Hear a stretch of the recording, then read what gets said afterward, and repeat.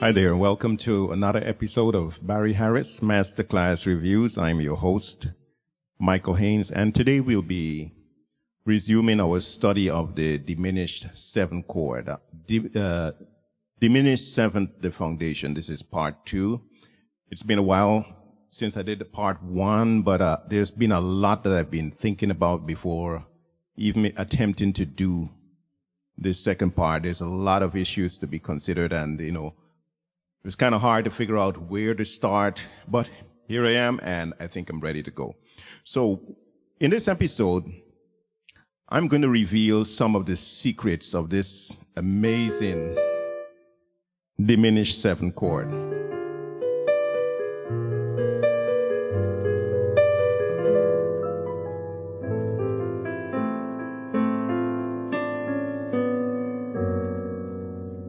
Yeah. And I will be doing it more from a practical and, mathematically based, but from a practical perspective. I have a lot of these instruments. Some of them I play from time to time. And the reason I have them there is that I want to demonstrate to you how the diminished 7th chord, I believe, was discovered, maybe. Now, I've seen in one of Barry Harris's video, he made a statement where he said that, it's not just the keyboardists that really should know so much about music, but the guitar players and the wind players, they should know about music. Now, what did he mean when he said that?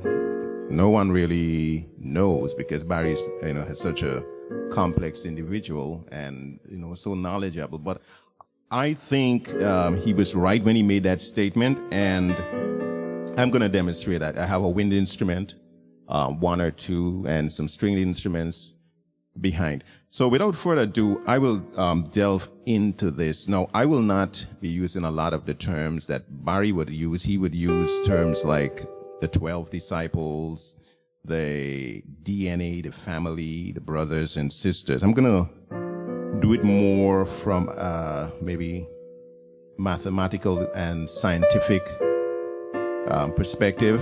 I mean, my background is the science and engineering, so I'm going to stick with that. And I'll begin by making a very provocative statement. And that is, with today's musical or 12-tone musical system, like on the keyboard, right? We have these 12 notes. There is only one perfect interval, and that's the octave. Or if you want to get more numbers, it can be the perfect unison, the perfect octave, the perfect double octave, however, but it's just the same. It has to be the same note. Now, why did I say that? You have the perfect fifth, right? Well, the perfect fifth is not really perfect. It has been deliberately made imperfect, like John Legend said, perfect in imperfections. And there was a reason for that. It's a mathematical reason. You see, in nature, or what God has given to us as music, there are these intervals that exist. The perfect fifth, there's the diminished 7th, the diminished chord, the diminished, you can say the diminished 7th or the dominant 7th that exists. There are major thirds, there are minor thirds, there are seconds that exist in nature. And we hear them all the time. And our foreparents have been hearing these intervals from time immemorial, I guess. Listening to the wind blowing through the trees, the rocks falling, until we begin to develop instruments. And these intervals are there, and we hear them all the time. But they're not the same as what you would get on this keyboard. That's why I say that the keyboard, the 12-tone, 12-note system, or what we call the equally tempered clavichord or keyboard does not give you that natural or that perfect sound. And I will demonstrate this. Now, within the octave, on the keyboard, you have 12 discrete notes. But in reality, they are what you should say, an infinite amount of notes available within any one octave. Most of you would know that, but for those of you who do not, I will demonstrate. I'm going to use the violin to do this.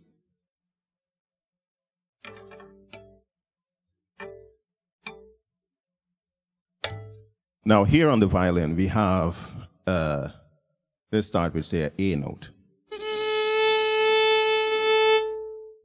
Right? Now, the octave is going to be somewhere around here. So we have, but as we slide our finger along that string, there's an infinite number of notes. We start with the A.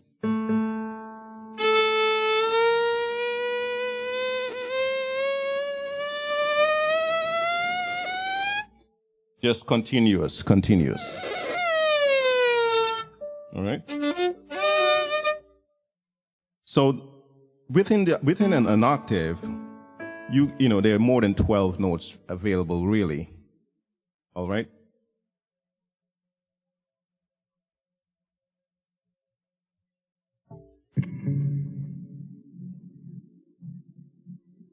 Now, guitar players and even keyboardists are aware of this, and we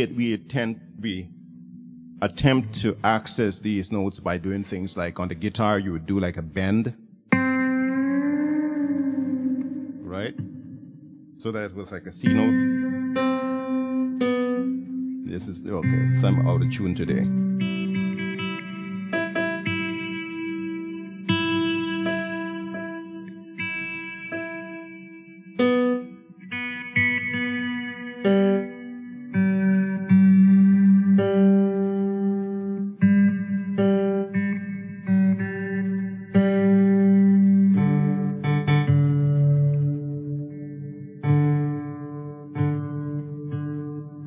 Notice as notes come closer together, you tend to get what's called a beat frequency.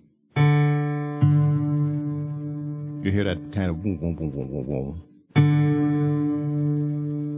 And as you get closer, it disappears, right?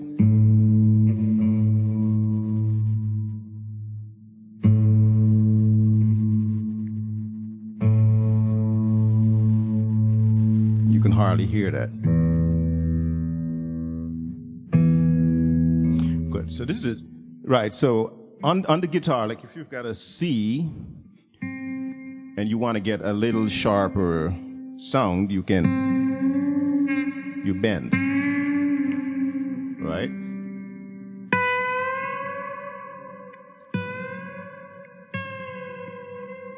Right. And we use these techniques for different purposes.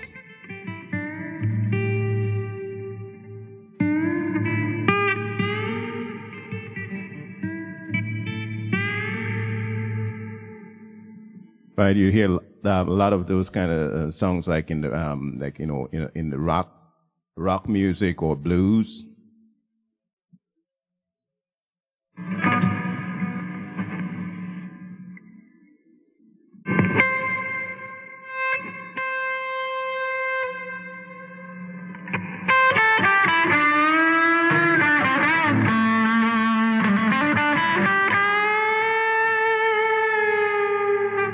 Now, here we access all of those in-between notes, all right? So, that is just to highlight that there are more than 12 available notes in each octave.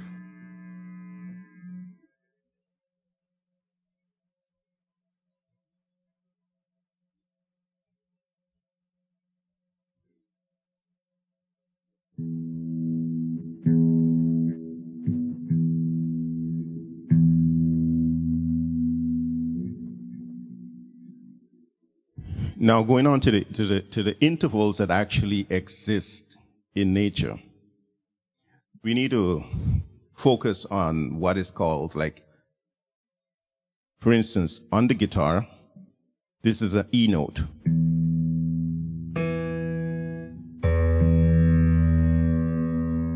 All right, let's get it. Let me get it as tuned as close as possible to this keyboard.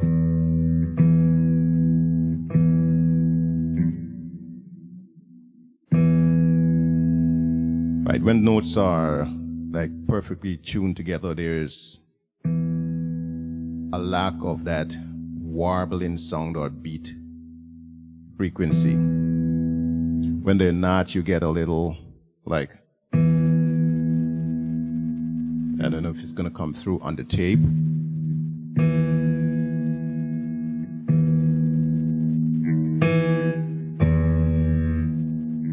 Let's bring it a little closer. But you can hear it's out of tune. But when it's perfectly in tune, all of that warbling sound disappears.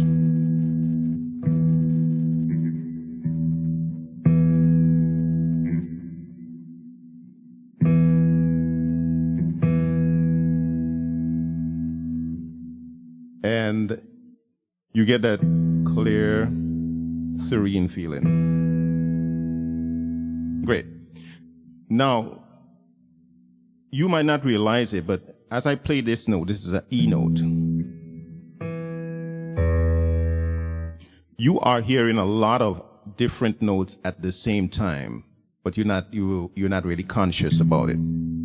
They're being heard or sounded at a lower level, right? While I play this E note here, you're actually hearing a B as well. And to get it, guitarists are aware of this.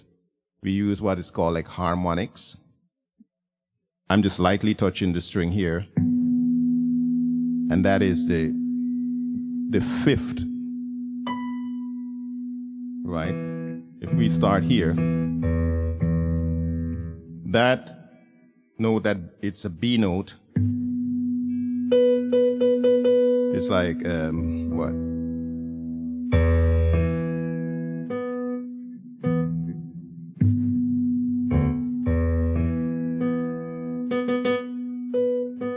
Right, so I think it's this B here. It's like an octave above the fundamental, as we call it.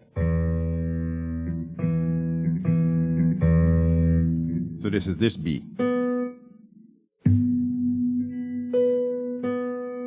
Sounds a mixture. Anyhow, so that B is being sounded, it's a fifth. But it's not in tune with the fifth that we have here, not in tune with this B. Listen. It sounds sharper to me, brighter. It's a B. So who's wrong? The E is in tune.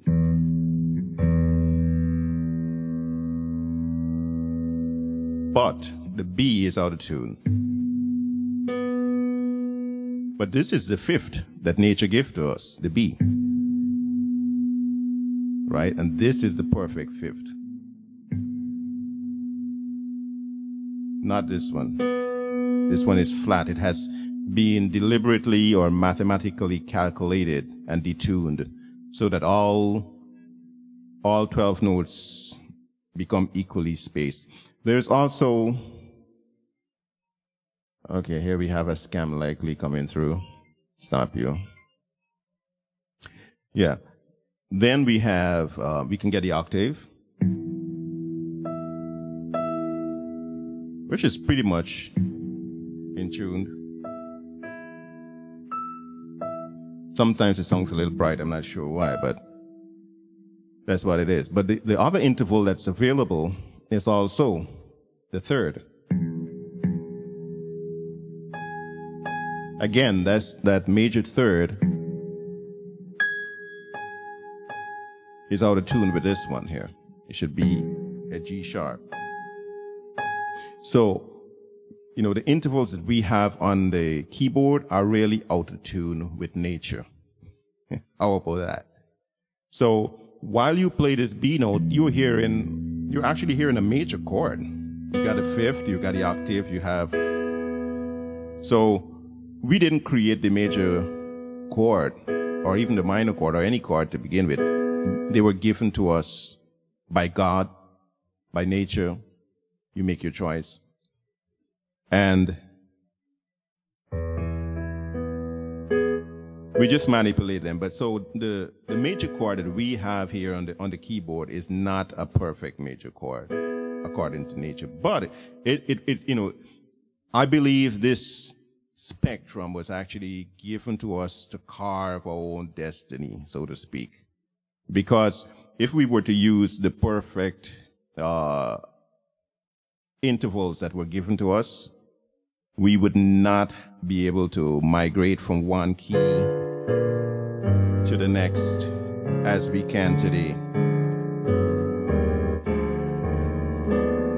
And you'll see why. Because those perfect intervals, like, they never really come together to give us a complete keyboard that we can play. In the early days, you can check this out, they had keyboards with, I think, up to about 6 to 4 notes for octaves, just trying to capture those perfect intervals. But finally, through mathematics, which is awesome, we were able to calculate the right ratio for every interval, every half step.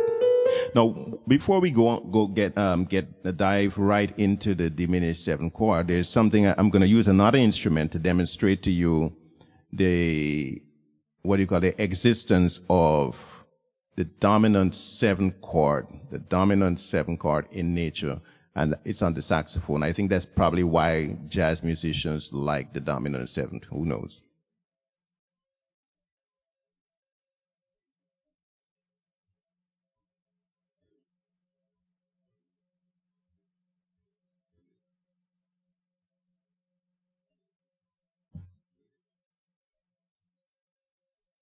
So I'm going to start off with a low D flat, right?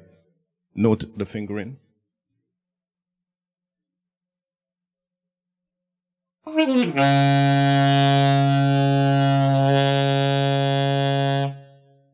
Now while that D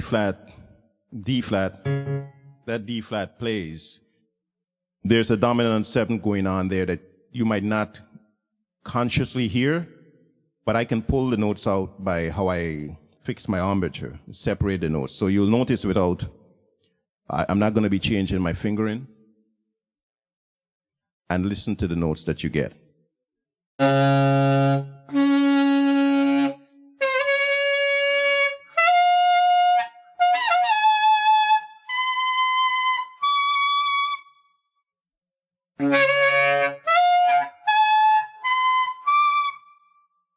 That is.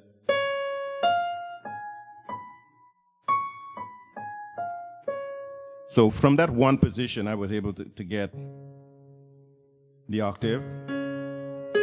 I got the 5th, got the next octave. I got the 3rd above that. I got a 5th above it. Then I got the dominant 7th and the octave above. So I got this dominant 7th chord. Listen to it again.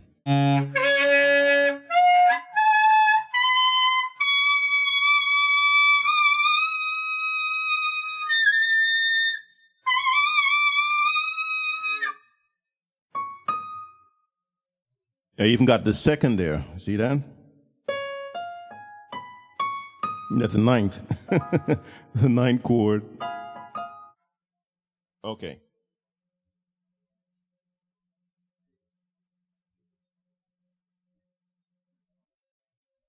Okay, so this is my effort to prove that the dominant 7th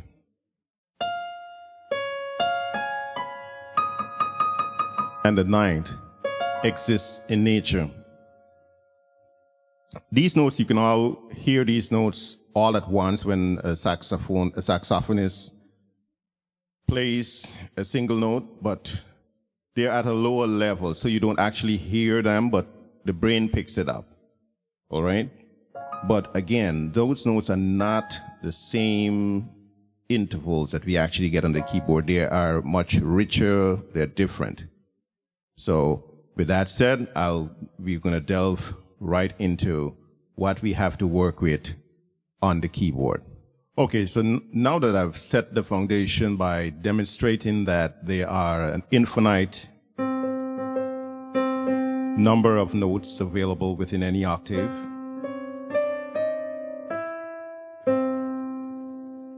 I'm going to make a statement by saying this. I don't know if it's written anywhere else, but this is my statement. And let me read it. It says, the diminished chord is simply one of the ways of dividing the perfect octave. Remember I said there's only one perfect, true perfect interval on the keyboard, and that's the octave. And it's, you can double octave. So we're just going to say the octave, one perfect interval. So the diminished 7th chord is simply one of the ways of dividing the perfect octave into equal parts or intervals, equal parts or intervals. And this creates a mathematical symmetry that the brain interprets as pleasing. Or not. Just my definition, I'm messing around. Now, let me go on to explain what I mean by this. So within an octave, we have 12 notes that we have mathematically calculated as human beings to divide the octave into equally separated notes, which we call half steps. These are half steps or semitones. And they have been mathematically calculated. I think it was one of Pythagoras's disciples, but it's related to that, what you call it, the pyramids and the pi, the symbol pi. And they use that to calculate the ratio of the frequencies of the notes, so that when we go through our so-called cycle of perfect fifths, we will end up back at C. So, right? Go in here, cycle.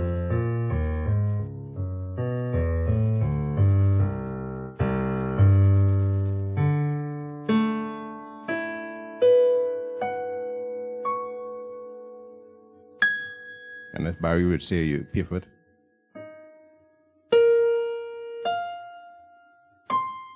Back to C. Great. So, and then you put them together, you get the octave. So we have, first of all, divided the octave into 12 equal parts by using half steps.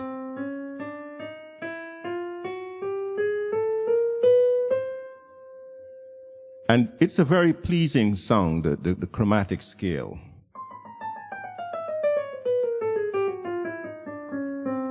That's the reason why I say, we were just given this infinite spectrum to carve our own destiny, and we've done well. Our brain accepts the chromatic scale as being pleasing. How about that? And there's so many things you can do with the chromatic scale.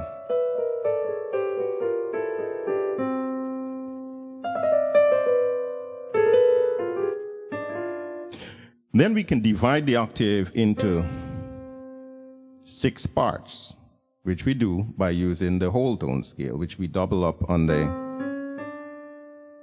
semitone, you get a whole tone.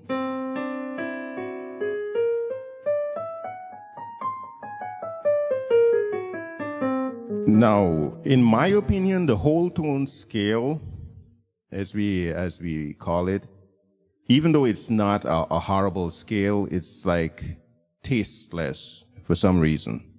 To me, it has no like no home. You can just stop anywhere.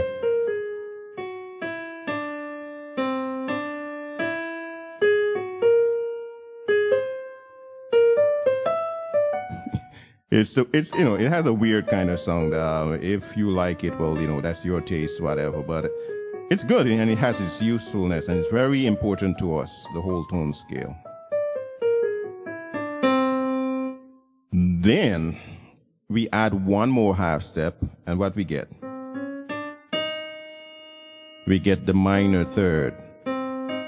And then we continue minor thirds, and here we have our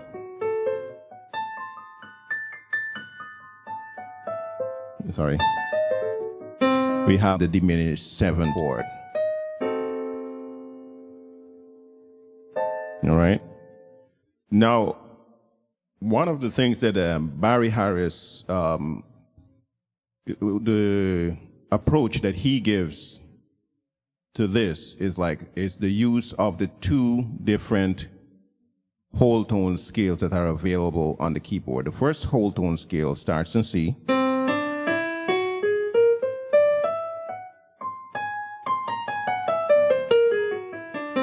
But then you can also start one here on the B, on the D flat.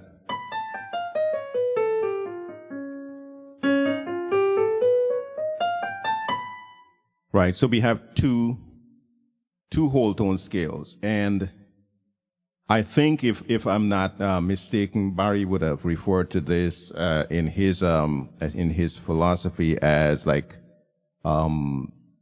I think this is like the DNA or something, or would that be the brothers and the sisters? No, I think that's the DNA. But you can check his there's a lot of his official teachings out there, but it's like a negative and positive that exists within the octave, right?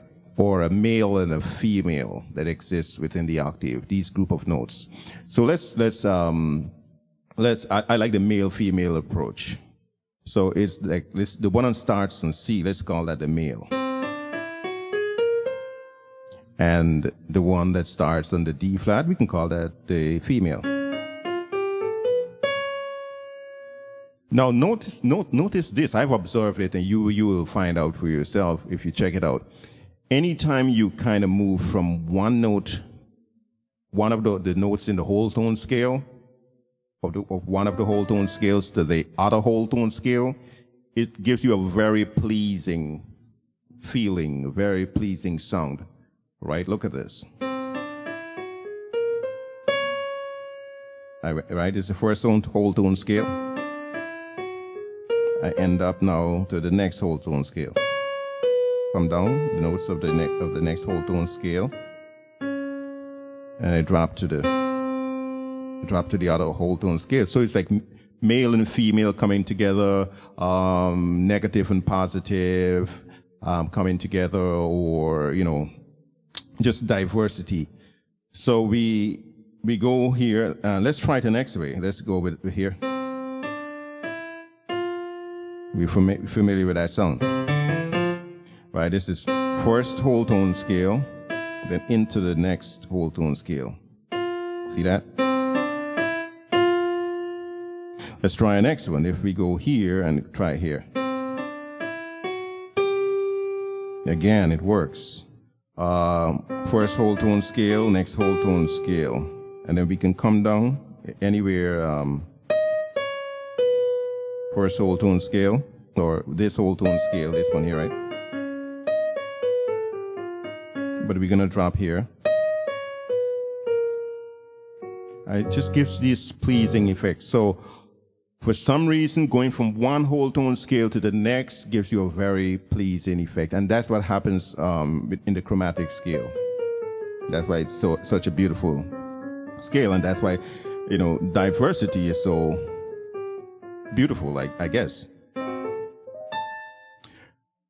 Great. So we can actually, one of the things I saw Barry used to do and have us do, to get the diminished 7th chord, you start with a whole tone scale crushed. Then you keep, like, say, these two notes and drop them. Like these two from the first whole tone, and then I bring in the next whole tone scale. So it goes like, you got to get it smooth, like, let's go like, yeah.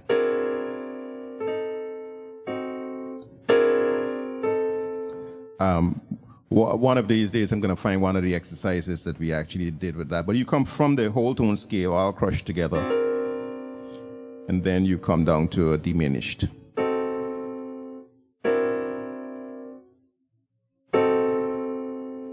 All right, so you maintain the notes, any of the notes of the one whole tone scale, and then you add the other notes to give you the diminished seventh. So again, my definition for the diminished seventh chord is as follows, right? Let me read it. The diminished seventh chord is simply one of the ways of dividing the perfect octave into, I said one of the ways because you have the chromatic scale, the whole tone scale, then you have the diminished seventh. Right, so the diminished seventh chord is simply one of the ways of dividing the perfect octave into equal parts or intervals, creating a mathematical symmetry that the brain interprets as pleasing. And we see again, to repeat, the whole tone scale, the diminished seventh chord, combines notes from both whole tone scales. And again, that negative and positive coming together. First whole tone scale. Next whole tone scale.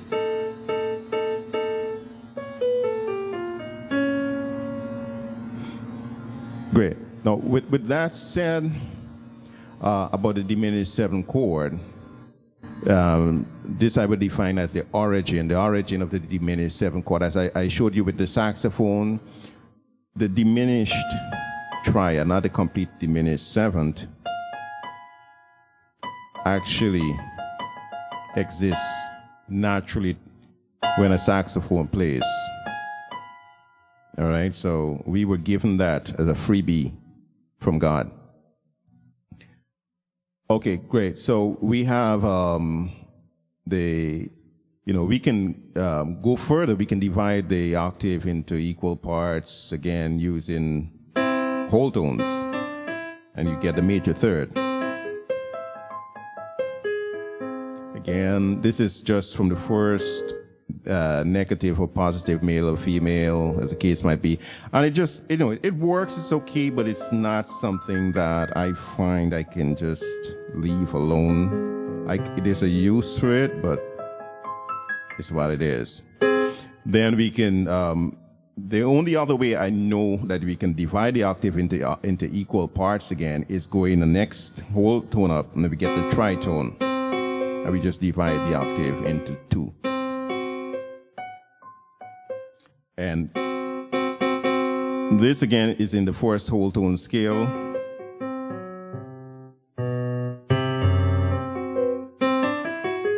First whole tone scale. And it's not something you want to sit on all the time. You want to resolve that. Back to the other whole tone scale. Like we always do that. So maybe that's the reason why the tritone is such a powerful interval when we resolve it. Right? So we go.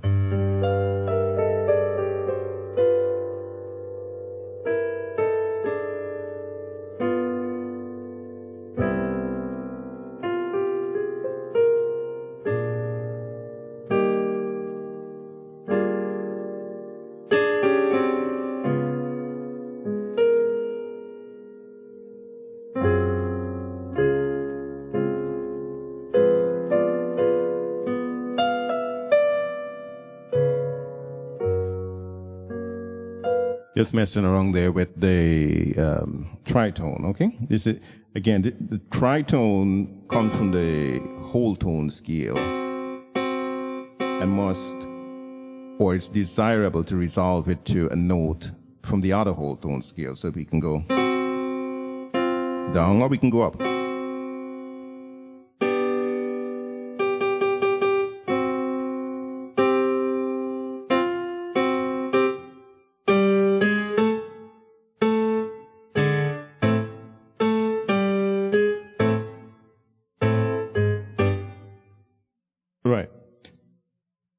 With that said,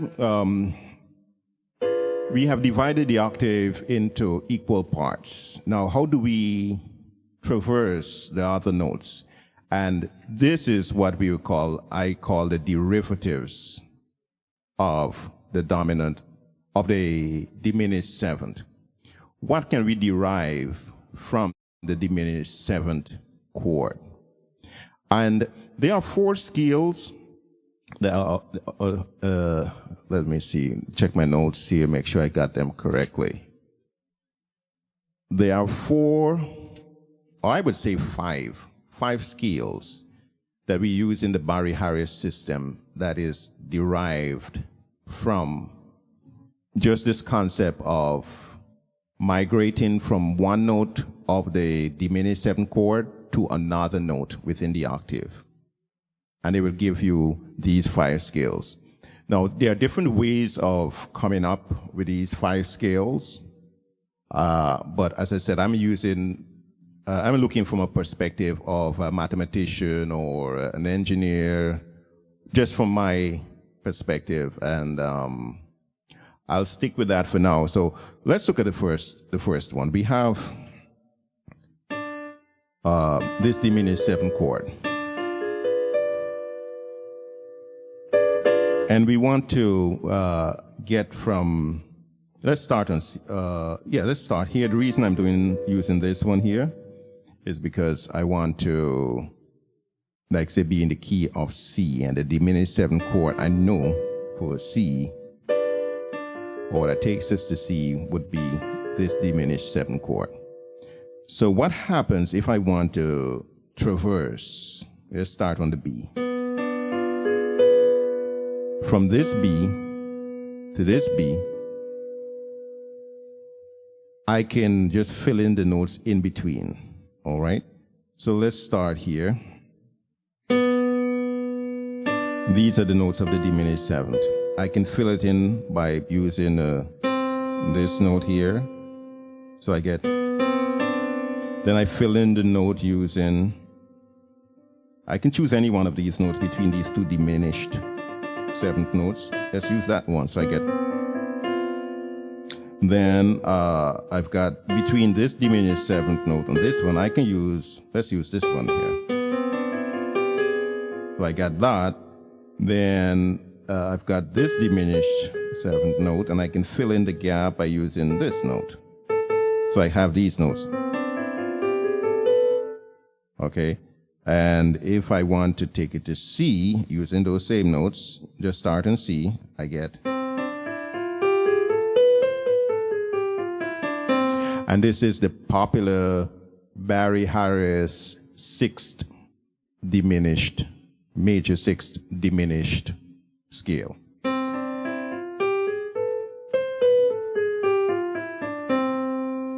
See that? Now let's do it again. Fill in some different notes. We're going to change the notes. So we fill in between B and D with the C. Between D and F, we can use now this one. First we use the E, now we use the E flat, so we have, and we can keep the same notes that we had before. You know, we could have used that one, but we're going to use this one for now. Then we could use this note, but I'm going to use this one here. And these are the notes we have. And that is the minor sixth diminished scale. Okay, then let's do it again now. We have the diminished seventh chord. Again, we're going to fill it in using that note. We use these 2 already. Okay. So let's stick here. Let's go here again. And instead of using this one, let's try this one. And we can stick with the other notes. Right? Is that correct? So we filled in with that, we filled in with this, we filled in between the diminished notes with that, and then we fill in with this. And what do we get here?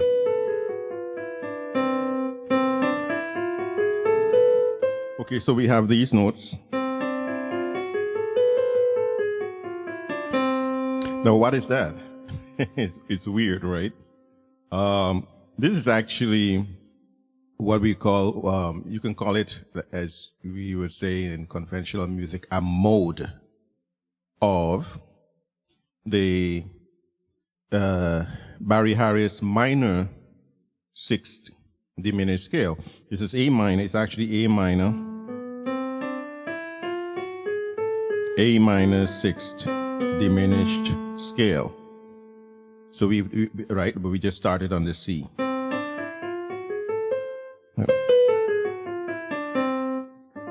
Again, it's simply filling in the notes between the diminished seventh chord, right? We filled in there, we filled in there, we filled in here, and we filled in here, and we end up with, so far we've gotten two minor sixth diminished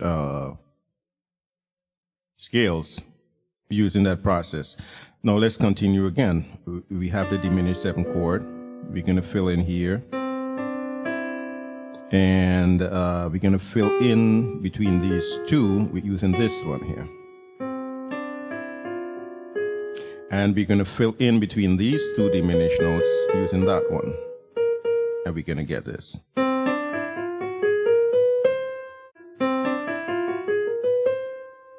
Right?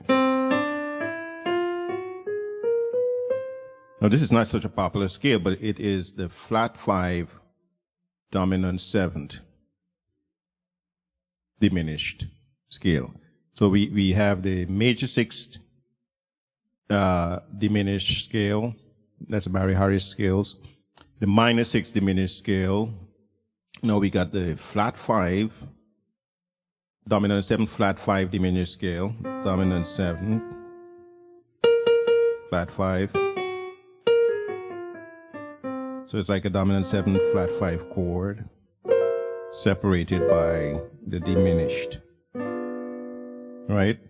So the first two, the major 6 was like a major 6 chord separated by the dominant 7 chord, the diminished 7 chord, and we had a minor 6 chord separated by the diminished 7 chord. Now we've got a dominant 7 flat 5 chord, dominant 7 flat 5 separated by,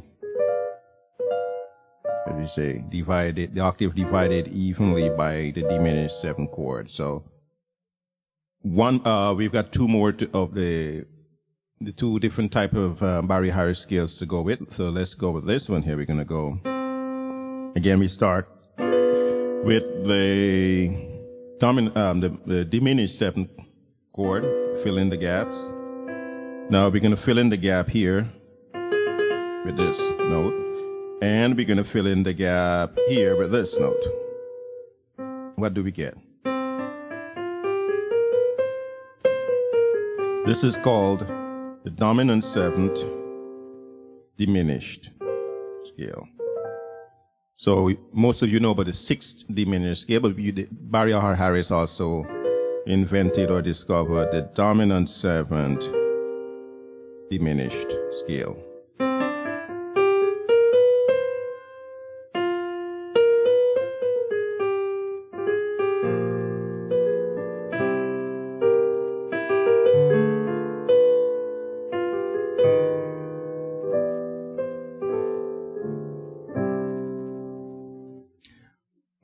So we've got 4 of them so far. Major 6, minor 6. We got dominant 7 flat 5 and dominant 7th diminished. Now we've got this one here. We fill in the gap. You just see, and then we use this note here. Then instead of using that, we use this note. Instead of using this one, we use here. Fill in the gap, and we end up with And this is the regular, what they call octatonic scale. I mean, all of Barry's scales are octatonic, 8 notes per octave. But this is the popular and controversial whole tone half, whole tone, whole step, half step scale, whole step, half step, whole step, half step, whole step, half step, whole step, half step, or half step, whole step, half step, whole step, half step, whole step. And as Barry says, you know, it's the same scale. It's the same scale. So this is the diminished scale. And there you have it, the derivatives of the diminished 7th chord. Looking from a Barry Harris perspective. Major 6th chord, minor 6th,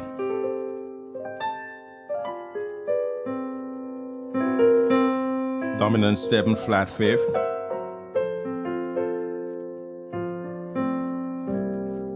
then we have the dominant 7th, diminished, and then we have the regular diminished.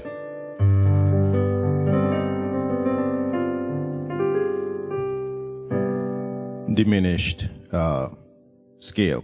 And again, this one here, as Barry did it, you can also obtain this one here by simply adding adding 2 diminished 7th chords together. This one here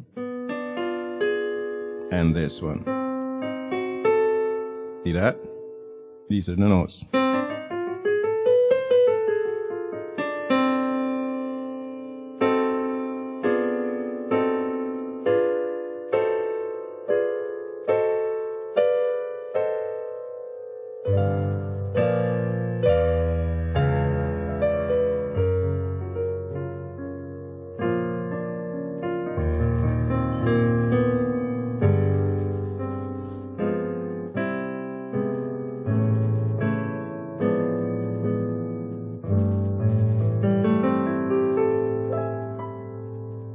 All right. Thanks for watching, and I'll see you in the next episode. Remember to share, to like, and to subscribe. And see you in the next, in part 3 of Diminished 7th, the foundation where we will be applying these to popular songs. See you again. This is Michael saying stay blessed and be a blessing.